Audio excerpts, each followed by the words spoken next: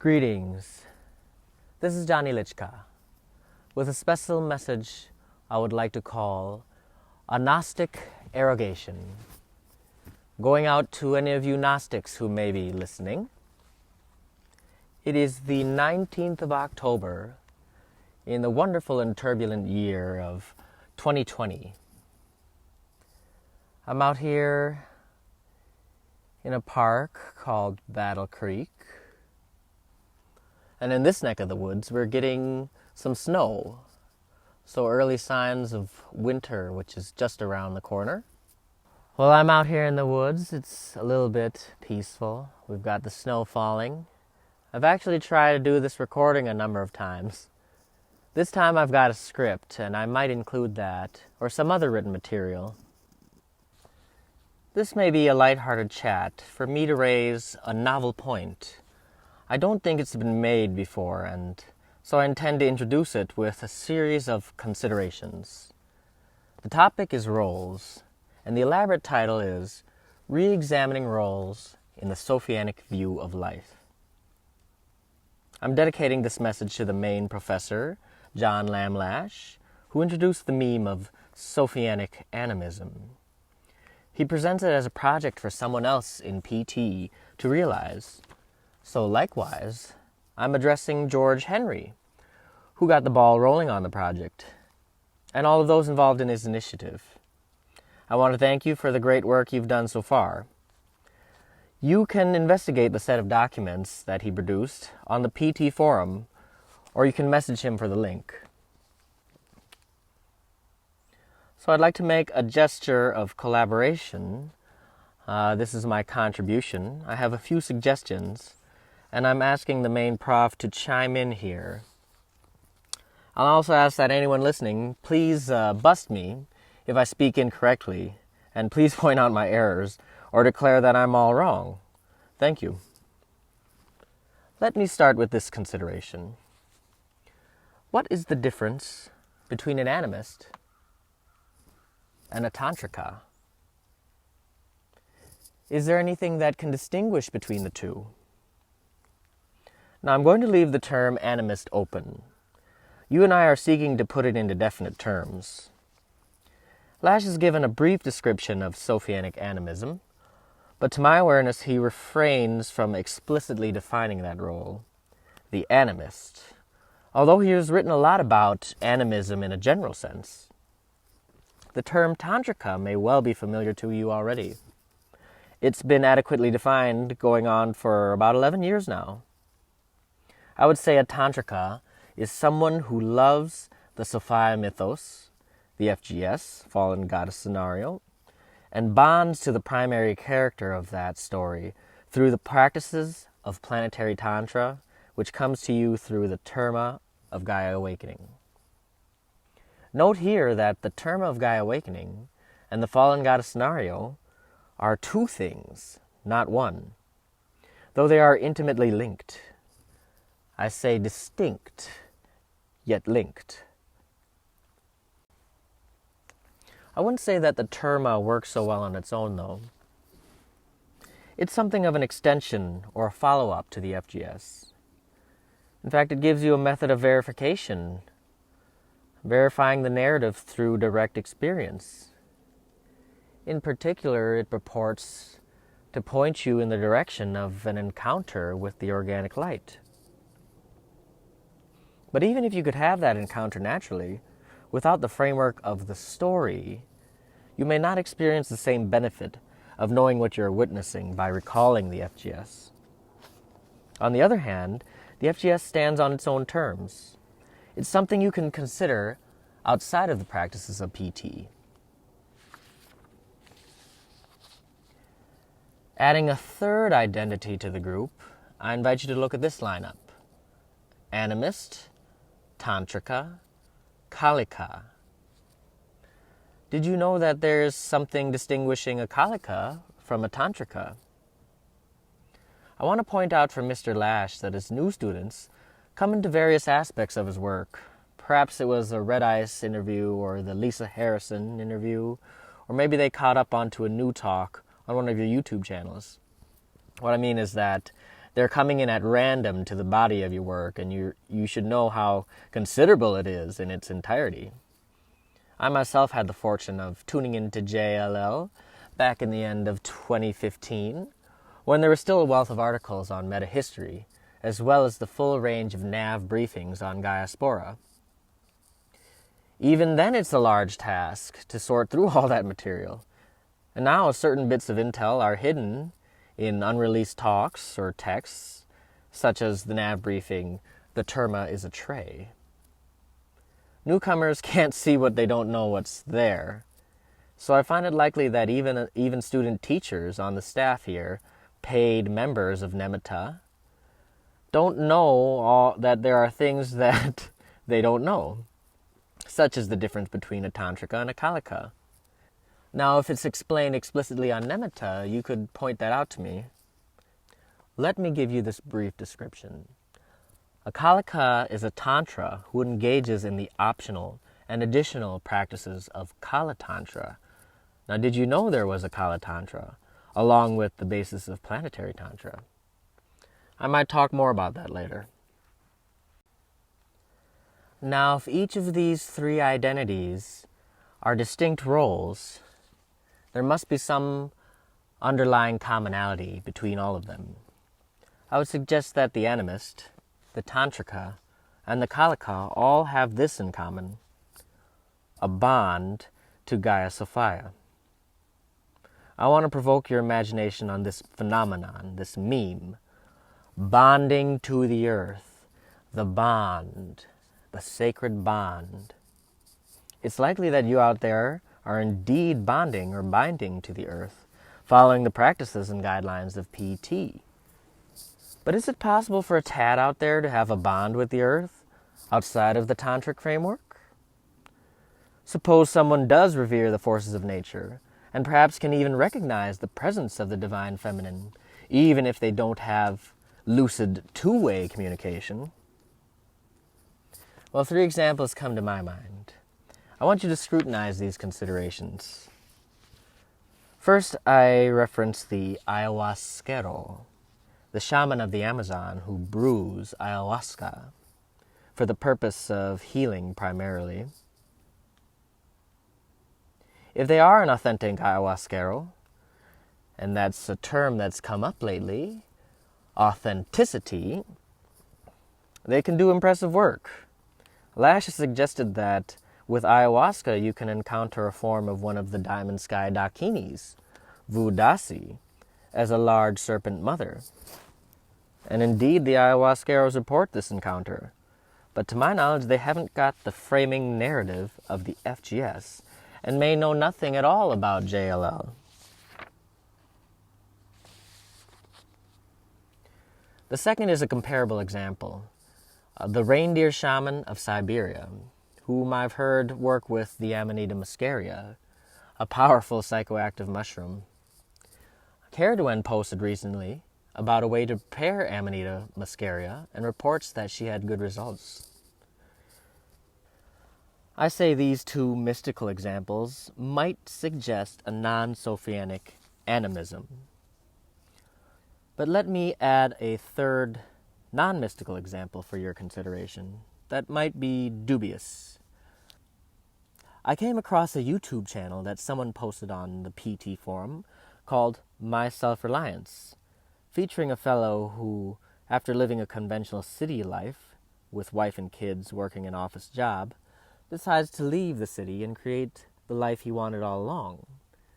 He goes into the Canadian wilderness and builds a log cabin with primitive methods, living and working in the serene remoteness of nature. So is it feasible here that this man is bonding to the earth? I do not mean to suggest that you can equate his bond to yours as a tantrika. It may not even reach the depth of the accomplished shamans I mentioned earlier. Yet I sense a reverence for nature in the way that he carries himself, the way he respects and adores the environment around him, including the woodland creatures. Perhaps he can recognize the presence of the divine force in nature, and may even sense the primacy of the divine feminine. Of course, that's just my speculation. I make these examples for purely illustrative purposes. The question was, could a tad bond with the planetary animal mother outside of the Sophianic framework? It's not my arrogation outright, but it leads into it. Let me make the claim that it's not your job to qualify anyone else's bond to Pam. You can examine it as I'm doing here, but you can't judge or determine where any tad stands with Gaia Sophia. It's totally unnecessary for any of you to do this, because at the end of the day, the only one who determines where you stand with her is Sophia herself. She makes the call where you stand with her as well as what she gives to you. No one else can stand in the way as an intermediary. If you're going to have a relationship with Gaia Sophia, you have it directly. It's yours and hers. You can certainly criticize any of these three examples as lacking the finesse of the Sophianic vision, but it's their loss. Yet you can't prevent Sophia herself from determining who is close to her and who isn't. Now I want to set these considerations aside. I arrogate not for those tads who may or may not be lost, or may be found in some inadequate way. What I want to know is if the Turton may consider it's possible that a tad may discover and come to live within the Sophianic narrative, making the fallen goddess scenario as their guiding myth, without becoming involved with the practices of PT. Can a Tantrika present the FGS to a receptive audience without holding that audience to the same rigorous standards of PT? Where might they fit into a role? Perhaps a new role in the Sophianic view of life. I use the term rigorous, which Lash is also used to describe planetary Tantra. As such, I want to suggest, and I could be wrong, but maybe PT is not suitable for everyone. Or rather, it's not a fail-safe practice. You don't have to attack me for making what may be an arrogant claim here, because others have already proven that PT is not fail-proof. There was a member called Phoenix who made a protest against the ineffectualness of PT on the forum in response to Lash's 500 words, and he has since left. I can point to another glaring example with one word. Kundry. I won't say any more. Nothing more needs to be said, and I'm not asking Lash to address that past issue, dead and gone. What I want to do is define a role for the Sophianic animist that does not necessarily equate to Tantrika. Currently, George Henry has set up SA where there is no difference between the animist and the Tantrika. Allow me to paint an alternative, and perhaps a more optimal scenario.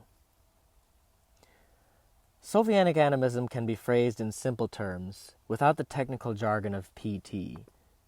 Lash even said so in a talk called Reflections on the Bhudevi-Tara Shift, which you can find in Course 17, that he made in 2019. So,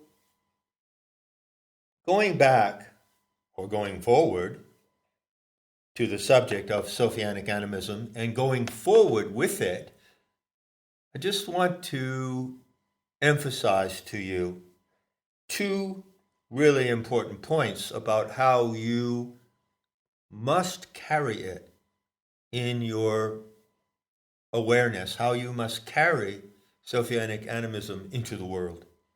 In the first place, of course, you state the case.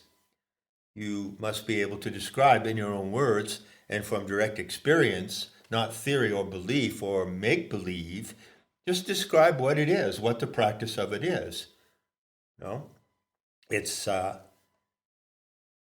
can be described without using a lot of technical jargon from planetary Tantra if you like. It can simply be described as a way of binding to the earth, binding to the earth mother. Use the example of courting. I got a lot of instruction about courting during this last shift. A lot. And I did a courting at the end of the shift. I could perhaps describe what happened when I did that courting. I think it was on maybe Friday. Today is what? Tuesday. So yeah, you have to state the case and find in your own resources the way to do so. Don't barrage people with the intellectual content of planetary tantra. Don't need to do that. Just present what Sophianic animism is in the simplest outlines possible, and I'll help you to do that. In the course of this year, I'll be posting on Nematta some simple language to use to describe what Sophianic animism is to people in a user-friendly way. So, instead of barraging the prospective animus with quasi-esoteric and intricate designs of PT, what if Sophianic animism can be built around one thing? The FGS. The FGS can be coupled with a comprehensive list of beliefs, such as how Sophia and Telesty imparted 7 endowments to the Anthropos. And alongside that list of beliefs, you can have a supporting code of ethics of how to live your life with respect to Gaia Sophia. And I would include this clear distinction. Though not every member of SA is required to practice PT, all of them know and respect the terma as the most effective technique for establishing two-way communication with Sophia. So here's the distinction. SA is an invention of PT. Therefore, it is defined and run by accomplished tantrikas who preserve and propagate the Sophianic narrative, and restricts that task to them. The ministry or administration of Sophianic animism is exclusively reserved for tantrikas, yet the doors are open for non-tantric devotees of Sophia. I'm floating a new term here, non-tantric. I don't feel devotee is the best term to couple with it, but it works for now, for you to consider this theoretical non-tantric devotee. Perhaps by Lash's standards, he might scoff and dismiss, "Bah, there's no such thing as a non-tantric devotee. Either you are with her all the way or not at all." And were he to react in that manner, I would accuse him of confounding the terma with the FGS. They are not one and the same thing, though they may be permanently linked. Make a clear distinction. I'm not proposing to invite Tads with fantastic notions and old Christian programming. Sophianic animism can prevent that kind of infiltration by restricting administration to the accomplished tantrikas, who act as authorities on Sophianic manners. Say if someone were to come and ask the Sophianic animist, "Does Sophia send bad souls to hell?" The leading tantrikas of Sophianic animism can easily dismiss that and other erroneous notions. And speaking of erroneous notions, you might want to scan through the PT forums. Do you think that PT, or because anyone else claims to practice PT, that their mind is automatically clear of clunky fantasies? Why, even I could be guilty. Perhaps there are PTers that have yet to sort out misconceptions of the FGS or learn it in its entirety. I can even argue that Nematta is not a place that facilitates learning the FGS. In fact, there's not a unit on Nematta dedicated to it. If I'm wrong again, you can please point me out. There were discussions on the home story in the forum, but the full account is absent from Nematta, just as it is absent from PT. You might recall the NAV briefing, "The terma is a tray," in which Lash describes the terma as a silver tray inscribed with gems and inscriptions that visually depict the elements of PT and KT, and he noted there that the FGS is not represented on the tray because it stands alone. I would say not everyone who comes to the Sophia mythos is required to become a tantrika, in the same way that not everyone is required to be a shaman. I'm making the comparison of PT to shamanism, and you can bust me right here and argue that PT is not a shamanic practice. There I would half agree with you. Well, whether or not it's a shamanic practice, it's certainly a mystical practice. It implies divination and refers to the power of orchestration, as well as the quest for mental liberation. Divination, liberation, and orchestration. Can you imagine a Sophianic community where only some of its members are accomplished tantrikas, yet the entire community benefits from them, the same way a tribe in the Amazon might benefit from a few ayahuasqueros?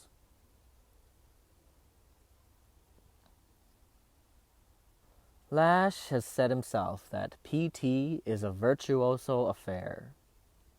I would compare the rigor of PT to the art of flamenco. I have to thank Mr. Lash for introducing me to flamenco. He specifically referenced a dancer named Sara Baraz, who I even had the fortune to see her perform live. Well, I fell in love from the first video I saw. The power of this woman commands exceeds traditional flamenco, and she performs something of a nuevo flamenco. The year I discovered flamenco, I attempted to study it. Now, flamenco takes years of dedication, and so far, I've only gotten a one-off splash. I took courses in the States for 3 months, and eventually went to Spain, where I danced intensively for 3 weeks. One of my professors used to host a podcast for flamenco music, and she would always begin with the same greeting. Hola, flamencos y aficionados. Now, what is an aficionado? That is an enthusiastic fan, often very knowledgeable in the music and elements of flamenco, without being a performer. Imagine a scene of flamenco, gypsies or gitanos, children and old women. There's a guitarist who may also sing, and there are the dancers. During the performance, everyone gets involved by clapping. My teacher made a stern point in one lesson of a boundary to observe. If you are clapping along as part of the audience, you only clap the basic rhythm. The dancer will rapidly display intricate rhythms by stamping their heels, clapping their hands, snapping and slapping their bodies to build a flair of fancier beat patterns. But you as an audience member refrain from doing any of that. I would say this is the role of the flamenco aficionado. Could there also be an equivalent as a Sophianic aficionado? I will slide into the metaphor of the parable of the extras. In that scenario, the film production, Lash identifies 2 discernible characters. The extra, who knows nothing about the plot of the film, and the starring or main characters, who carry the plot of the film. To this, I add a third role, that of a supporting character, who neither stars nor is an extra. They are clued to the plot. In this case, they are aware of the Sophia mythos, and may even be experts in their own right, but for one reason or another are not compelled to engage in the mystical practice of PT, yet recognize and revere those that do. I can see 2 possible configurations for future Sophianic communities. There could be such communities in which all of its members are tantrikas, but those can coexist harmoniously or even prosperously with communities that are led by tantrikas, but include non-tantric supporting characters. I feel this clues into a bigger reason for why Lash has removed himself from the project of making Sophianic animism a religion. In a way, he is unable to make the statements I'm making here. He is unable to define a role outside of PT. Part of Lash's personal circumstances as an esoteric teacher comes directly from his association or even his direct inheritance from the Telestic lineage. You can claim that he is a reincarnated Telestus. He himself won't make that claim, but occasionally allows for others to speculate along those lines. So a circumstance, for better and worse, is that he carries forward the ancient standards of the Telesty that relate to the vow of silence. In those days, the standard for knowing the Sophianic mythos, which the Telesty never divulged to the public in any secular or allegorical form, was that you could encounter the organic light. Those were two secrets that always occurred together. You never had one without the other.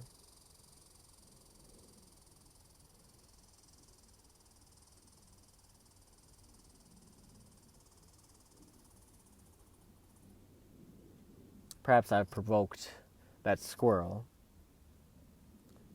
But as far as I'm aware, only the Telesty knew about Sophia and were able to encounter the organic light.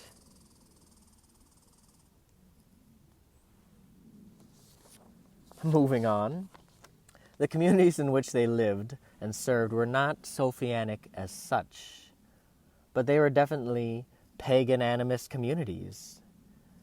The mystery schools thrived within the animistic communities they guided, and they only survived under those conditions.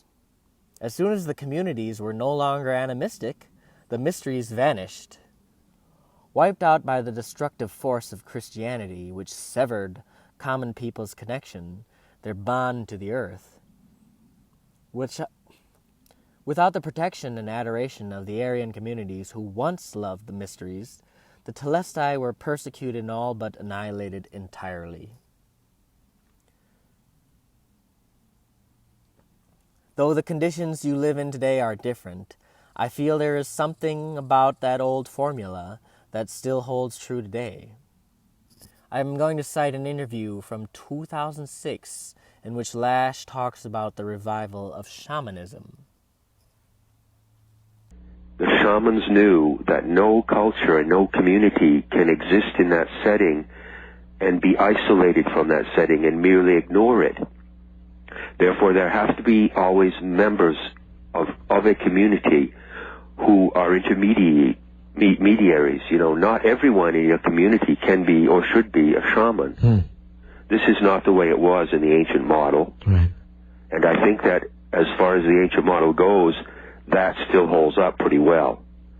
But for a community or culture to be sane and to survive, there must be members of that culture who go outside of it into nature, into contact with other species, and into the supernatural dimension, and bring back their experiences to the community. That is the primordial model of the shamanic role. And I think it's also, as far as I know, and I think there are many people who would agree with me, historians, prehistorians, and anthropologists, as far as I know, that is a very stable and reliable model for human community and culture. Whereas the model that we have been following for some thousands of years now is based on a cutting off of the human community from those two other dimensions. And we have become too human, in a sense. We have become too human-centered. We have lost the interspecies connection, and we have lost our sense of the supernatural. And that is why we have a sick society today. And I believe that the shamanic way still is, as it always was, a great remedy to our sickness. All right, well. Tantrikas can act as shamanic leaders, and depending on their skill, they can guide entire tribes of non-tantric devotees to building sustainable communities. What's different today is that now you can share the Sophianic mythos with tads out there who are capable of recognizing and revering the generative force at the source of life that is embodied in this planet, Gaia Sophia. Lash himself broke the vow of silence, and as a result the Sophianic mythos is open for anyone to adopt or interpret. You can become an instrument that facilitates proper learning of the FGS, preventing tads with reckless imaginations, including some who may already be in PT, from distorting the narrative. By my defining another role, the non-tantric supporting character, I feel it removes a sense of obligation, which I say is detrimental to practicing PT. Could you argue that, in a sense, all of the practices of PT are optional? Just as during the GNE, Lash declared that if you weren't comfortable with the astronomical data, you could set it aside without missing anything. The qualification for the rituals of PT is that you perform them by pleasure, through delight, through the delight of performing them. And you must have your own innate disposition, some magical inclination. You never do any of the rituals out of obligation alone. So I come to a point now where I can share my own experiences with planetary tantra, which I've been playing with since 2016. It's been hit and miss for me. And what is miss is more of my failure to hold myself to the rigorous standards. I've had some successful courtings, but some of my attempts I could not complete out of frustration. One, finding the proper treat can be difficult, but I also had trouble with snapping cords. I chose a wool yarn that is not strong enough to pull the strings taut without them breaking. So before I attempt any more cordings, I'm going to have to invest in better cords. Even making a vow can raise issues of a personal struggle. I've made about 5 or 6 vows, and it's the second to last one that I have yet to fulfill.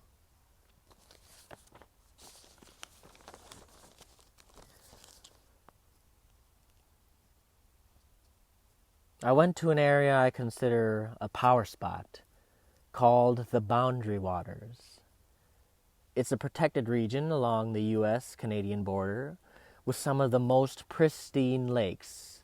I could dip my glass into the lake and drink it right there in the canoe. It was that clean and that quiet. And on my last trip, it was just me and 2 of my dogs. Interesting. And the last day I was there, I made a vow to VV, declaring that the next time I would return would be in the company of a female Shakta. That was 2 years ago, and I've yet to return, and I've also yet to meet a female Shakta. So I'll conclude here with an invitation to anyone out there who might be listening with some Shakti potential that may be interested in a tantric canoe camping trip. I imagine that when I return, I can fulfill my vow, and it could be a powerful return altogether with the deep involvement of planetary tantra. Well, thanks for bearing with me here. I have actually a lot more to say on why I feel PT and SA should be segregated with some overlap, but I will await a response from JLL, provided I've sufficiently prompted him. My intention is that this talk sparks your wonder and opens your mind to new considerations. Even if I'm wrong, may I at least have asked some valid, thought-provoking questions. The fundamental principle of my argument is freedom. That this should be done to empower freedom, as any tad is free to explore the world and their connection to it, reminding you that the gift of the Nahual is freedom.